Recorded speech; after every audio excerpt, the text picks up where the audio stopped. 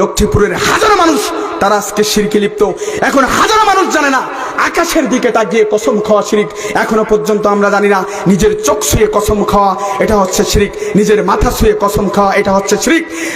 মরা কাঠের গায়ে হাত রেখে কসম খাওয়া শিরিক, জীবিত কাঠের গায়ে হাত রেখে কসম খাওয়া শিরিক, নিজের দেহ ছুঁয়ে কসম খাওয়া শিরিক, মৃত বাবার নামে কসম খাওয়া শিরিক, জীবিত বাবার নামে কসম খাওয়া শিরিক, মৃত মায়ের নামে কসম খাওয়া শিরিক, জীবিত মায়ের নামে কসম খাওয়া শিরিক, পীর সাহেবের নামে কসম খাওয়া শিরিক, বুজুর্গানে দ্বীনের নামে কসম খাওয়া শিরিক, বড় হুজুরের নামে কসম খাওয়া শিরিক, ছোট হুজুরের নামে কসম খাওয়া শিরিক, মাজারে কিছু সেজদা করা শিরিক, মাজারে কিছু দান করা শিরিক, মাজারে গরু খাসি নজরানা এগুলো হচ্ছে দান করা শিরিক।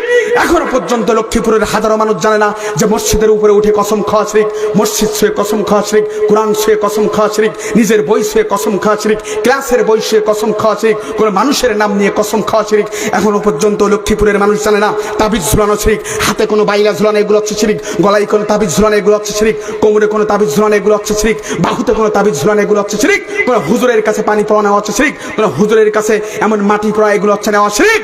এর সবই শিরিক, এর সবই শিরিক। লাল সুতো বাঁধা হচ্ছে শিরিক, বটগাছের ডালে লাল সুতো বাঁধা হচ্ছে শিরিক, বটগাছকে ভাগ্য বিধাতা মনে করা এগুলো হচ্ছে শিরিক। এর সবই শিরিক। এর নদীতে যখন আমরা পার হই তখন লঞ্চে উঠে নদীর উপর থেকে আমরা যখন উঠি তখন লঞ্চের উপর থেকে কিছু কিছু মানুষকে দেখা যায় যে নদীতে তারা পয়সা দিচ্ছে। কেন?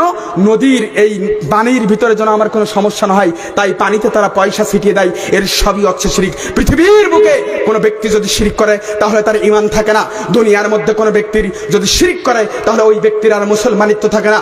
আল্লাহর নবী মুহাম্মদ সাল্লাল্লাহু আলাইহি ওয়াসাল্লাম বলছেন, পৃথিবীর মানুষ তোমরা শোনো ইস্তানিবুস সাবআল মুবিকাত, পৃথিবীর মানুষ তোমরা শোনো ইস্তানিবুস সাবআল মুবিকাত। পৃথিবীর মধ্যে সবথেকে ধ্বংসকারী বিষয় হচ্ছে সাতটি।